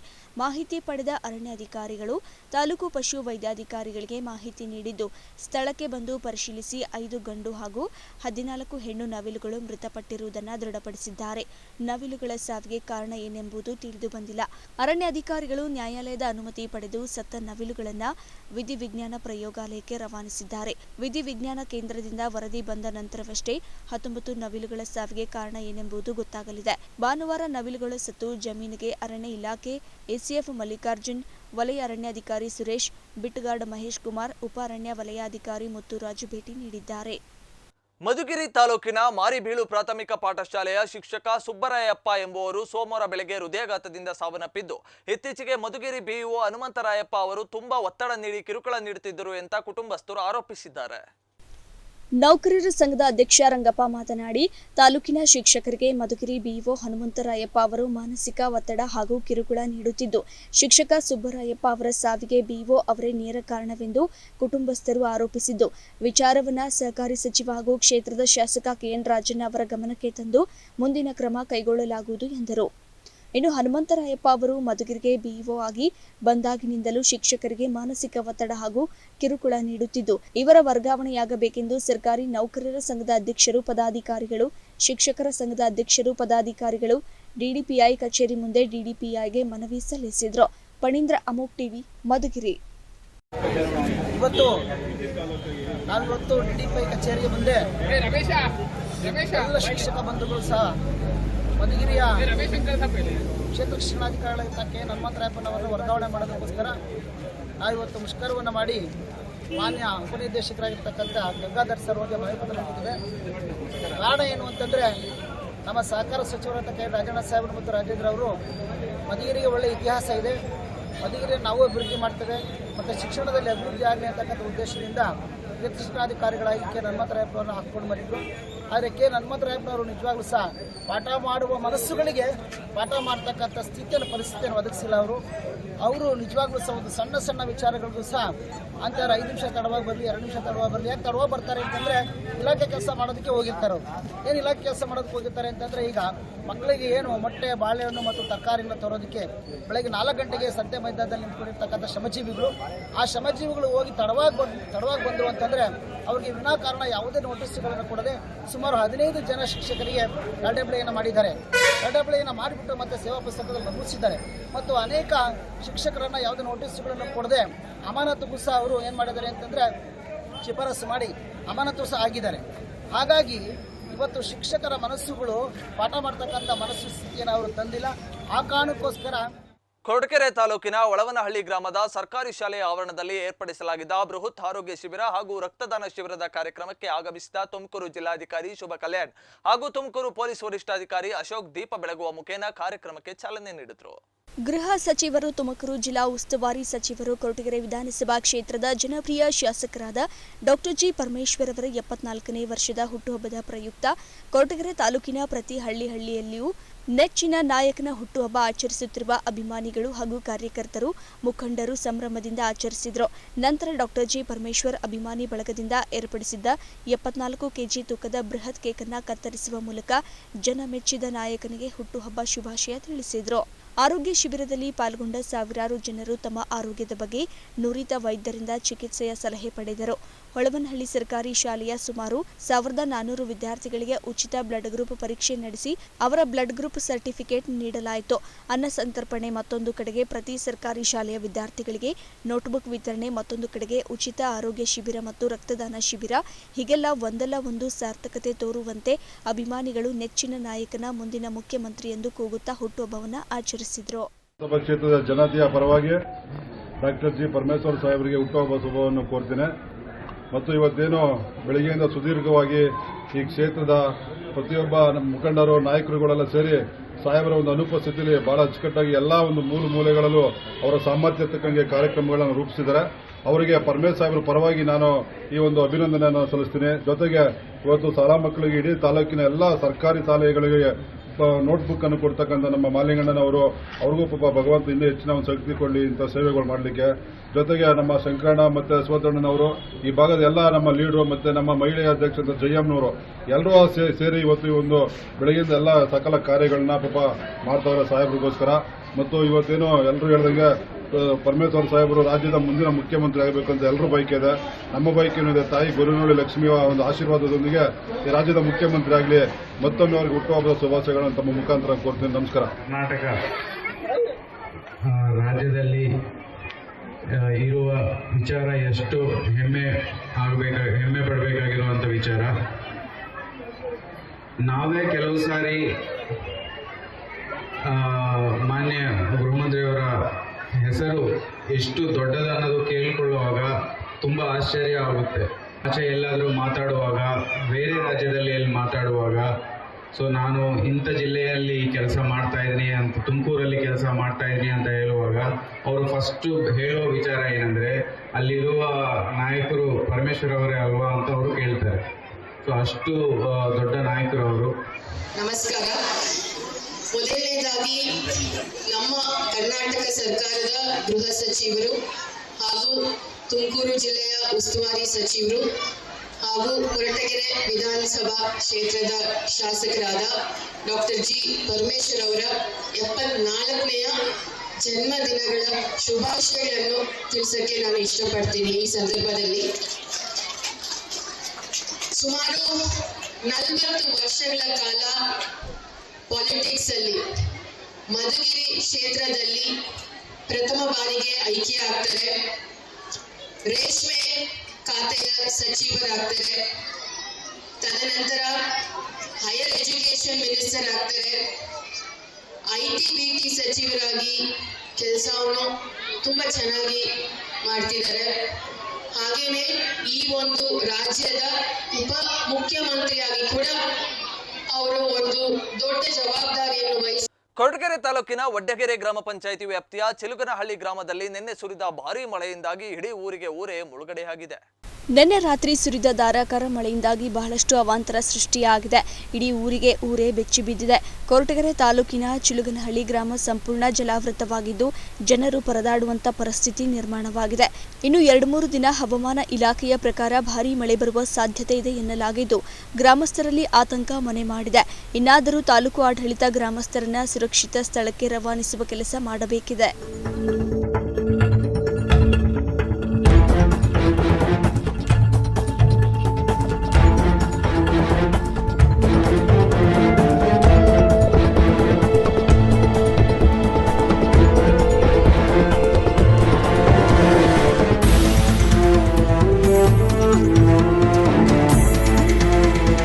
ಗುಂಡ್ಲುಪೇಟೆ ತಾಲೂಕಿನ ಚೌಡಹಳ್ಳಿ ಗ್ರಾಮದ ಗುರುಮಲ್ಲೇಶ್ವರ ಶಾಖಾ ಮಠದಲ್ಲಿ ವಾಸ್ತವ್ಯ ಹೂಡಿದ್ದ ಫೇಕ್ ನಿಜಲಿಂಗ ಸ್ವಾಮಿ ಅಲಿಯಾಸ್ ಮಹಮ್ಮದ್ ನಿಸಾರ್ ಎಂಬುವನ ಸಲ್ಲಿಂಗ ಕಾಮಪುರಾಣ ಬಯಲಾಗಿ ಹೋಗಿದೆ. ಮದ್ಯಪಾನ, ಮಾಂಸಾಹಾರ ಜೊತೆಗೆ ಯುವಕನ ಜೊತೆ ಅಶ್ಲೀಲವಾಗಿ ವರ್ತಿಸಿರುವ ದೃಶ್ಯ ವೈರಲ್ ಆಗಿದೆ. ಲಿಂಗ ದೀಕ್ಷೆ ಪಡೆದಿದ್ದೇನೆ ಎಂದು ಹೇಳಿ ಮಠದ ಗದ್ದುಗೆ ಏರಲು ಬಂದಂತಹ ಮುಸ್ಲಿಂ ವ್ಯಕ್ತಿಯೊಬ್ಬನ ಸಲಿಂಗ ಕಾಮದಾಟ ಬಹಿರಂಗವಾಗಿದೆ. ಯಾದಗಿರಿ ಜಿಲ್ಲೆಯ ಮೊಹಮ್ಮದ್ ನಿಸಾರ್ ತನ್ನ ಧರ್ಮವನ್ನ ಗೌಪ್ಯವಾಗಿರಿಸಿ ಚೌಡಹಳ್ಳಿ ಗ್ರಾಮದ ಜನರನ್ನ ವಂಚಿಸಿ ಗುರುಮಲ್ಲೇಶ್ವರ ಶಾಖಾ ಮಠದ ಮಠಾಧೀಶನಾಗಿದ್ದ. ಇದಾದ ಬಳಿಕ ಮಠದಲ್ಲಿದ್ದ ಓರ್ವರಿಗೆ ತನ್ನ ಮೊಬೈಲ್ ನೀಡಿದ್ದ ವೇಳೆ ಆತನ ಪೂರ್ವಾಪರ ಸತ್ಯ ಹೊರಬಿದ್ದಿತ್ತು. ಮುಸ್ಲಿಂ ವ್ಯಕ್ತಿ ವಂಚನೆ ಕುರಿತಂತೆ ಪೊಲೀಸ್ ಠಾಣೆ ಮೆಟ್ಟಿಲೇರಿದ್ದ ಗ್ರಾಮಸ್ಥರು ಆತನನ್ನ ಗುರು ಎಂದು ಒಪ್ಪಲು ಸಾಧ್ಯವಿಲ್ಲ ಎಂದು ಆಕ್ರೋಶ ಹೊರಹಾಕಿದ ಬೆನ್ನಲ್ಲೇ ಫೇಕ್ ನಿಜಲಿಂಗ ಊರು ಬಿಟ್ಟಿದ್ದ. ಫೇಕ್ ಸ್ವಾಮೀಜಿ ಮಠ ತೊರೆದು ತನ್ನೂರಿನತ್ತ ತೆರಳಿದ್ದ. ಈ ವೇಳೆ ಆತನ ಹೆಸರಿನಲ್ಲಿ ಮುಸ್ಲಿಂ ಟೋಪಿ ಆನ್ಲೈನ್ ಆರ್ಡರ್ನಲ್ಲಿ ಮಠಕ್ಕೆ ಬಂದು ತಲುಪಿದೆ. ಈತ ಮದ್ಯಪಾನ ಮಾಡಿ ಯುವಕನೊಂದಿಗೆ ಅಸಭ್ಯವಾಗಿ ವರ್ತಿಸುತ್ತಿರುವ ವಿಡಿಯೋ ಕಂಡು ಗ್ರಾಮಸ್ಥರು ಶಾಕ್ ಆಗಿದ್ದಾರೆ. ಸದ್ಯಕ್ಕೆ ಪೀಠ ತ್ಯಾಗ ಮಾಡಿರುವ ಮೊಹಮ್ಮದ್ ನಿಜಾರ್ ವಿರುದ್ಧ ಆಕ್ರೋಶ ವ್ಯಕ್ತವಾಗತೊಡಗಿದ್ದು, ದೀಕ್ಷೆ ಪಡೆದು ಮಠದ ಧಾರ್ಮಿಕ ನಂಬಿಕೆಗಳಿಗೆ ಅಪಮಾನ ಎಸಗಲಾಗಿದೆ ಎಂಬ ಮಾತುಗಳು ಕೇಳಿಬರುತ್ತಿವೆ. ಶಿವಕುಮಾರ್, ಅಮೋಕ್ ಟಿವಿ, ಗುಂಡ್ಲುಪೇಟೆ. ಭಾರತದ ದೇಶ ಜಿಡಿಪಿಯಲ್ಲಿ 4ನೇ ಸ್ಥಾನವಿದ್ದು 2050ರ ವೇಳೆಗೆ 3ನೇ ಸ್ಥಾನಕ್ಕೆ ಜಿಗಿಯಲಿದೆ ಎಂದು ಗುಬ್ಬಿ ಆದಿಚುಂಚನಗಿರಿ ಮಠದ ಪೀಠಾಧ್ಯಕ್ಷರಾದ ಡಾಕ್ಟರ್ ನಿರ್ಮಲಾನಂದ ಸ್ವಾಮೀಜಿ ಹೇಳಿದ್ದಾರೆ. ಗುಬ್ಬಿ ತಾಲೂಕಿನ ಕೆಜಿ ಟೆಂಪಲ್ನಲ್ಲಿ ಕಾಳಿಕಂಠೇಶ್ವರಿ ಪತ್ತಿನ ಸಹಕಾರ ಸಂಘ ಉದ್ಘಾಟನೆ ಮಾಡಿ ಮಾತನಾಡಿದ ಅವರು, ಗ್ರಾಮಾಂತರ ಭಾಗದಲ್ಲಿ ಸಹಕಾರ ಸಂಘ ತೆರೆದಿರುವುದು ಖಂಡಿತವಾಗಿಯೂ ಉತ್ತಮವಾದ ಕೆಲಸವಾಗಿದೆ. ಅಮೆರಿಕದಂತಹ ದೇಶಗಳು ನಮ್ಮ ದೇಶದ ಮೇಲೆ ಸವಾರಿ ಮಾಡಲು ಕಾರಣವೇ ಆರ್ಥಿಕವಾಗಿ ಅಭಿವೃದ್ಧಿಯಾಗಿರುವುದು. ನಮ್ಮ ದೇಶಗಳು ಬಲಿಷ್ಠವಾಗಬೇಕು ಎಂದರೆ ಆರ್ಥಿಕವಾಗಿ ಅಭಿವೃದ್ಧಿ ಪಥದತ್ತ ಸಾಗಬೇಕು ಎಂದು ತಿಳಿಸಿದರು. ಸಂದರ್ಭದಲ್ಲೂ ಕೂಡ ನಮ್ಮ ದೇಶದ ಒಟ್ಟು ಆರ್ಥಿಕತೆಗೆ ಸ್ವಾತಂತ್ರ್ಯ ಬಂದಾಗಲೂ ಕೂಡ the total contribution from the agriculture sector was about 50%. ಅರ್ಥ ಆಗುತ್ತೆ? ಒಟ್ಟು ದೇಶದ ಈಗ ಮನೆಗೆ ಬರ್ತಕ್ಕಂಥ ಒಟ್ಟು ಆದಾಯದಲ್ಲಿ, ದೇಶಕ್ಕೆ ಬರ್ತಕ್ಕಂಥ ಒಟ್ಟು ಆದಾಯದಲ್ಲಿ 50% ಎಲ್ಲಿಂದ ಬರ್ತಿತ್ತು? ನಮ್ಮ ವ್ಯವಸಾಯದಿಂದ ಬರ್ತಿತ್ತು. ಹೌದಾ? ಈಗ ಅವತ್ತಿಗೊಂದು 75-80% ಜನ ಏನು ಮಾಡ್ತಿದ್ರು? ಹಳ್ಳಿಲಿದ್ರು, ವ್ಯವಸಾಯ ಮಾಡ್ತಾ ಇದ್ರು. ಈಗ ಸಾಕಷ್ಟು ಬದಲಾವಣೆ ಆಗಿದೆ. ನಾವು ಹಾಗೆ ಇರ್ಲಿಕ್ಕೆ ಆಗೋದಿಲ್ಲ. LPG ಅಂತ ಅಸ್ತಿತ್ವಕ್ಕೆ ಬಂತು. LPG ಅಂದರೆ ಗ್ಯಾಸ್ ಅಲ್ಲ. ಓಕೆ, ಏನದು LPG ಅಂದರೆ? Liberalisation, privatisation, globalisation. ಎಲ್ಲ ಉದಾರ ನೀತಿಗಳು ಅನಿವಾರ್ಯವಾಗಿ ಜಗತ್ತನ್ನು ನಾವೆಲ್ಲ ಒಂದು ಅಂತ ಒಪ್ಪಿಕೊಂಡ ಮೇಲೆ ಇದೇನು ಹೊಸ ಕಾನ್ಸೆಪ್ಟ್ ಏನಲ್ಲ. ಉದಾರ ಚರಿತಾನಂತೂ ವಸುದೇವ ಕುಟುಂಬಕಂ ಅಂತ ಸೆಂಚುರೀಸ್ ಎಗೋ ನಾವು ಅದನ್ನ ಅಕ್ಸೆಪ್ಟ್ ಮಾಡ್ಕೊಂಡದ್ದು. ಅದು ಇತ್ತೀಚೆಗೆ ಬಂದ ಮೇಲೆ ಕೊಡೋದು ತಗೊಳೋದು ಅದಕ್ಕೆ ನಿಮ್ಮದೇ ಆಗಿರ್ತಕ್ಕಂಥ ಕೆಲವೊಂದು ಗಲಾಟೆಗಳು ಉಂಟು. ಕೊಡೋದು ತಗೊಳೋದ್ರಲ್ಲಿ ನಮ್ಮ ರೈತರ ಹಿತಗಳನ್ನು ರಕ್ಷಿಸುವ ನಿಟ್ಟಿನಲ್ಲಿ ಇನ್ನು ಕಾರ್ಯಕ್ರಮದಲ್ಲಿ ಆದಿಚುಂಚನಗಿರಿ ಶಾಖಾ ಮಠದ ಮಂಗಳನಾಥ ಸ್ವಾಮೀಜಿ, ಹರೇಶಂಕರ ಮಠದ ಸಿದ್ದರಾಮಯ್ಯ, ಚೈತನ್ಯ ಸ್ವಾಮೀಜಿ, ತಾಲೂಕು ರೈತ ಸಂಘದ ಅಧ್ಯಕ್ಷ ವೆಂಕಟೇಗೌಡ ಸೇರಿದಂತೆ ಸ್ಥಳೀಯ ಮುಖಂಡರು, ಸಾರ್ವಜನಿಕರು ಇದ್ದರು. ದೇವನಹಳ್ಳಿ ಪಟ್ಟಣದ ತಾಲೂಕು ಪಂಚಾಯಿತಿ ಸಭಾಂಗಣದಲ್ಲಿ ಕೆಡಿಪಿ ಸಭೆಯನ್ನ ಸಚಿವ ಕೆಎಚ್ ಮುನಿಯಪ್ಪರವರ ಅಧ್ಯಕ್ಷತೆಯಲ್ಲಿ 3ನೇ ಸಭೆ ನಡೆಯಿತು. ಸಚಿವ ಕೆಎಚ್ ಮುನಿಯಪ್ಪ ಮಾತನಾಡಿ, ವಿದ್ಯಾಭ್ಯಾಸಕ್ಕೆ ಹೆಚ್ಚು ಆದ್ಯತೆ ನೀಡಬೇಕು. ಮಳೆ ಸಮರ್ಪಕವಾಗಿ ಆಗಿದ್ದರಿಂದ ಕೃಷಿ ಚಟುವಟಿಕೆ ಅಗತ್ಯವಿರುವಷ್ಟು ರಸಗೊಬ್ಬರ ಇದೆ. ಕುಡಿಯುವ ನೀರಿನ ಅವ್ಯವಸ್ಥೆ ಇರುವ ಕಡೆ ಬೋರ್ವೆಲ್ ಮೂಲಕ ಕೊರೆಸಿ ನೀರು ಒದಗಿಸಬೇಕು. ಆಶ್ರಯ ಯೋಜನೆಯಲ್ಲಿ ಬಡವರಿಗೆ ಉಚಿತ ನಿವೇಶನ ನೀಡುವ ಮತ್ತು ಪೋಡಿ ಮುಕ್ತ ತಾಲೂಕನ್ನಾಗಿ ಮಾಡಲು ಅಧಿಕಾರಿಗಳಿಗೆ ಸೂಚನೆ ನೀಡಿದ್ರು. ಇನ್ನು ತಾಲೂಕು ಮಟ್ಟದ ಎಲ್ಲ ಇಲಾಖಾಧಿಕಾರಿಗಳು ಸಭೆಯಲ್ಲಿ ಭಾಗಿಯಾಗಿ ಇಲಾಖಾವಾರು ಮಾಹಿತಿ ಪಡೆದುಕೊಂಡರು. ಈಗಾಗಲೇ ಒಂದಷ್ಟು ಜಮೀನು ಗುರುತಿಸಿದ್ದಾರೆ. ಆದರೂ ಕೂಡ ಕನಿಷ್ಠ 2,500 ಸೈಟ್ ಕೊಡಬೇಕು ಅಂತ ನಾನು ಸುಮಾರು 3 ತಿಂಗಳಿಂದ ಹೇಳ್ತಾ ಇದ್ದೀನಿ ಜಿಲ್ಲಾಡಳಿತ ತಾಲೂಕಿನವರಿಗೆ. ಅವರು ಇದನ್ನು ಮುತುವರ್ಜಿವಹಿಸಿ 2 ಅಥವಾ 3 ತಿಂಗಳೊಳಗಡೆ ಅದಕ್ಕೆ ಜಮೀನು ಹುಡ್ಕೋದು ತಹಸೀಲ್ದಾರ್ ಜವಾಬ್ದಾರಿ ಇದೆ. ರೆವಿನ್ಯೂ ಮತ್ತು ಸರ್ವೆ ಡಿಪಾರ್ಟ್ಮೆಂಟು ಮತ್ತು ಇವರು ಮುಖ್ಯವಾದಂಥ ಪಾತ್ರ ಇದೆ. ಅವರು ಆಶ್ವಾಸನೆ ಕೊಟ್ಟಿದ್ದಾರೆ. ನಾವು 2 ಅಥವಾ 3 ತಿಂಗಳಲ್ಲಿ ಈ ಸೈಟ್ಗಳಿಗೆ ನಾವು ವ್ಯವಸ್ಥೆ ಮಾಡಿಕೊಡ್ತೀವಿ ಅಂತೇಳಿ ಹೇಳಿದ್ದಾರೆ. ಈಗಾಗಲೇ 1,000 ಮನೆ ನಮ್ಮ ಮಂತ್ರಿಗಳಂತ ಜಮೀರ್ ಅಹಮದ್ ಅವರು ಮಂಜೂರು ಮಾಡಿದ್ದಾರೆ. ಅದಕ್ಕೆ ಸೆಲೆಕ್ಷನ್ಗೆ ಪ್ರೊಸೆಸ್ ಇದೆ. ಅದು ಗ್ರಾಮ ಪಂಚಾಯತಿಯವರು ಸೆಲೆಕ್ಷನ್ ಮಾಡಬೇಕು. ಆ ಸೆಲೆಕ್ಷನ್ ಹೋಗಿ ಇದರಲ್ಲಿ ಅಪ್ರೂವಲ್ ಆಗಬೇಕು. ಹೌಸಿಂಗ್ ಕಾರ್ಪೊರೇಷನ್ ಆ ಪ್ರಕ್ರಿಯೆ ಕೂಡ ಶುರು ಮಾಡಿದೆ. ಆದ್ದರಿಂದ ಮುಖ್ಯವಾಗಿ ಇನ್ನು ಈ ವೇಳೆ ಸಚಿವರ ಆಪ್ತ ಕಾರ್ಯದರ್ಶಿ ನಟರಾಜ್, ತಾಲೂಕು ಪಂಚಾಯಿತಿ ಇಒ ಶ್ರೀನಾಥ್ ಗೌಡ, ತಹಶೀಲ್ದಾರ್ ಅನಿಲ್, ಗ್ರೇಡ್ 2 ತಹಶೀಲ್ದಾರ್ ಜಯಕುಮಾರ್ ಇತರರು ಇದ್ದರು. ಅಕ್ಷಯ್ ಬಿ, ಅಮೋಕ್ ಟಿವಿ, ದೇವನಹಳ್ಳಿ. ಚಿಂತಾಮಣಿ ನಗರ ಭಾಗದಲ್ಲಿ ಇರುವ ಅಂಬೇಡ್ಕರ್ ಭವನದ ಮುಂಭಾಗದಲ್ಲಿ ಬೀದಿ ಬದಿ ವ್ಯಾಪಾರಸ್ಥರ ಸಭೆ ಕರೆದ ನಗರಸಭೆ ಪೌರಾಯುಕ್ತರು ವರಮಹಾಲಕ್ಷ್ಮಿ ಹಬ್ಬದ ವಸ್ತುಗಳು ಮಾರಾಟ ಮಾಡಲು ಚಿಂತಾಮಣಿ ಅಂಬೇಡ್ಕರ್ ಭವನದ ಬಳಿ ತಾತ್ಕಾಲಿಕವಾಗಿ ವ್ಯವಸ್ಥೆ ಮಾಡಲಾಗಿದೆ ಅಂತ ತಿಳಿಸಿದರು. ಈ ವೇಳೆ ಮಾತನಾಡಿದ ನಗರಸಭೆ ಪೌರಾಯುಕ್ತರಾದ ಚಲಪತಿ, ಬೀದಿ ಬದಿ ಮಾರಾಟ ಮಾಡುವ ವ್ಯಾಪಾರಸ್ಥರು ಸಾರ್ವಜನಿಕರಿಗೆ ತೊಂದರೆ ಮಾಡದೆ ನಿಮಗೆ ವ್ಯಾಪಾರಕ್ಕೆ ಅನುಕೂಲಕರವಾಗಿ ಅಂಬೇಡ್ಕರ್ ಭವನ ಆವರಣದಲ್ಲಿ ತಾತ್ಕಾಲಿಕವಾಗಿ ನಿಗದಿ ಮಾಡಿದ್ದು, ಸಾರ್ವಜನಿಕರಿಗೆ ತೊಂದರೆ ಮಾಡದಂತೆ ಸುಗಮವಾಗಿ ನಿಮ್ಮ ವ್ಯಾಪಾರ ಮಾಡಬೇಕು. ನಿಮಗೆ ನೀರು, ವಿದ್ಯುತ್ ವ್ಯವಸ್ಥೆ ಮಾಡಿಕೊಟ್ಟಿದ್ದು ಎಲ್ಲ ವ್ಯಾಪಾರಸ್ಥರು ಯಾವುದೇ ಬೀದಿ ಬದಿ ವ್ಯಾಪಾರ ಮಾಡದೆ ತಾತ್ಕಾಲಿಕವಾಗಿ ನಿಗದಿ ಮಾಡಿರುವ ಜಾಗದಲ್ಲಿ ವ್ಯಾಪಾರ ಮಾಡಿಕೊಳ್ಳಬೇಕಾಗಿದೆ. ಎಲ್ಲರಲ್ಲೂ ವಿನಂತಿ ಮಾಡುತ್ತೇನೆ ಎಂದರು. ಇದು ಆಮೇಲೆ ID ಕಾರ್ಡ್ ಕೊಡೋದ್ರಿಂದ ನಿಮಗೆ ಸೌಲಭ್ಯಗಳು ಸಿಗ್ತವೆ. ನಗರಸಭೆ ವತಿಯಿಂದ ಸೌಲಭ್ಯಗಳು ಸಿಗ್ತವೆ. ಇವೆಲ್ಲ ಉದ್ದೇಶದಿಂದ ನಿಮಗೆ ID ಕಾರ್ಡ್ ತಗೊಳ್ಳಿ ಅಂತ ಹೇಳ್ತೀರಾ, ಆಯ್ತಾ? ಸೊ ನಿಮ್ಗೆ ಏನಾಗಿದ್ರೆ ನಾನು ಈಗಲೇ ಹೇಳಿ, ಏನಿದೆಯಾ ನೀವು ಹೇಳೋದು ಏನಿದೆಯಾ? ಸೊ ಎಲ್ರಿಗೂ ಒಪ್ಪಿಗೆ ಇದೆಯಲ್ಲ? ನಿಮ್ಗೆ ಎಲ್ಲವಾ? ಸೊ ಎಲ್ಲ ಬಂದು ಖುಷಿಯಾಗಿ ಮಾಡ್ಕೊಳ್ಳಿ. ನೀವೇ ಮಾತಾಡ್ಕೊಂಡು ಇಲ್ಲೊಂದು ಅಂಗಡಿ ಇಡೋದು, ಅಲ್ಲೊಂದು ಅಂಗಡಿ ಇಡೋದು, ಅಲ್ಲೊಂದು ಮಾಡಬೇಡಿ. ನೀವೇ 3 ಅಂಗಡಿ ಇಟ್ಕೊಬೇಡಿ. ಎಲ್ಲ ಕ್ಲೀನಾಗಿ ಒಂದ್ ಕಡೆ ಇಟ್ಕೊಂಡು ವ್ಯಾಪಾರ ಮಾಡ್ಕೊಳ್ಳಿ.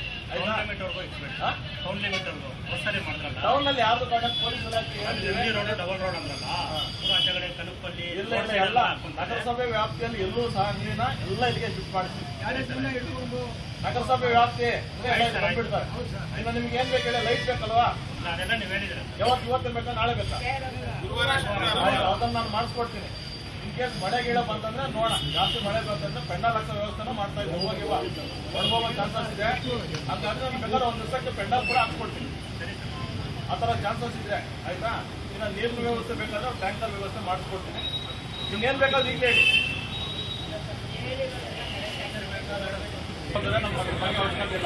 ಯಾರಿಗಾದ್ರು ಇಳುವರಿ ನನ್ನೇ ಆಗಿದೆಯಾ? ನಿಮಗೆ ಕಾಂಪ್ಲೆಕ್ಸ್ ಅಲ್ಲೆಲ್ಲ ಅಂಗಡಿಗಳು ಕಟ್ತಾ ಇದೀವಿ, ನಿಮಗೆ ಕೊಡ್ತೀವಿ, ಯಾರಿಗೂ ಕೊಡೋದಿಲ್ಲ. ಹಂಗಾಗಿ ಯಾರು ಏನಾದ್ರು ತಲೆ ಕೆಡಿಸ್ಕೊಂಬೇಡಿ, ಒಳ್ಳೇದಾಗ್ತದೆ. ಆಯ್ತು, ಹಂಗೆ ಮಾಡಿ. ಅವತ್ತೊಂದು ನಿಮ್ದು ಮೀಟಿಂಗ್ ಕರಿತೀವಿ, ನಿಮ್ದು ಬೀದಿ ಬದಿ ವ್ಯಾಪಾರಸ್ಥರು ಮೀಟಿಂಗ್ ಕರಿತೀವಿ ಹತ್ರದಲ್ಲೇ. ಅವಾಗ ನೀವೆಲ್ಲ ಏನ್ ಹೇಳ್ತೀರೋ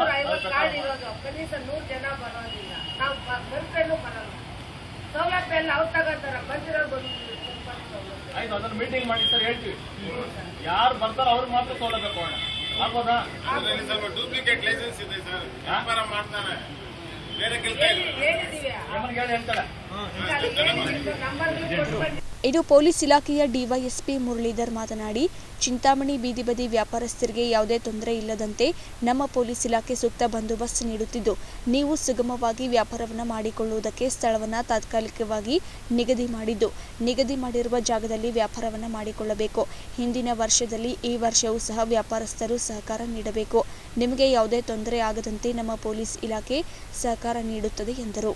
ಇನ್ನು ಈ ಸಂದರ್ಭದಲ್ಲಿ ನಗರದ ಡಿವೈಎಸ್ಪಿ ಮುರಳೀಧರ್, ನಗರಸಭೆಯ ಪೌರಾಯುಕ್ತರಾದ ಚಲಪತಿ, ಸರ್ಕಲ್ ಇನ್ಸ್ಪೆಕ್ಟರ್ ವಿಜಯ್ ಕುಮಾರ್ ಇತರರು ಉಪಸ್ಥಿತರಿದ್ದರು. ವೆಂಕಟಚಲಪತಿ, ಅಮೋಕ್ ಟಿವಿ, ಚಿಂತಾಮಣಿ. ಬೈಲವಂಗಲ ಪಟ್ಟಣ ಹಾಗೂ ನೇಸರಗಿಯಲ್ಲಿ 2 ಪ್ರಕರಣಗಳಲ್ಲಿ ಮನೆ ಕಳ್ಳತನ ಮಾಡಿದ ಓರ್ವ ಆರೋಪಿಯನ್ನ ಬೈಲವಂಗಲ ಠಾಣೆ ಪೊಲೀಸರು ಬಂಧಿಸಿದ್ದಾರೆ.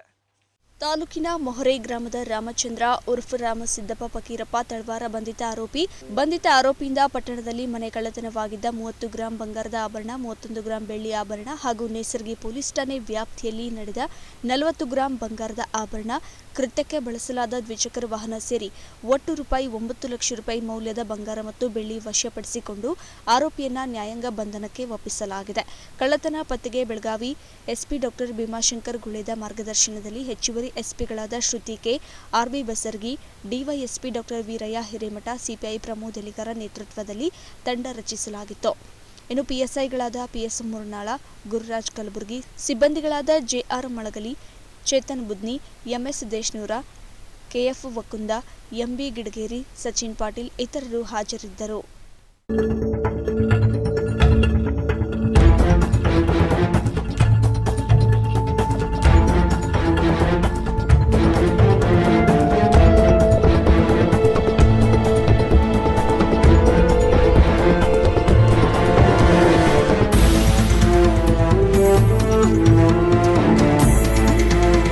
ಇದಿಷ್ಟು ಈವರೆಗಿನ ಪ್ರಮುಖ ಸುದ್ದಿಗಳು. ಸ್ಥಳೀಯ ಸುದ್ದಿ ನಿಖರ ಮಾಹಿತಿಗಾಗಿ ನೋಡ್ತಾ ಇರಿ ಅಮೋಕ್ ಟಿವಿ, ಎಂದೆಂದಿಗೂ ನಿಮ್ಮೊಂದಿಗೆ.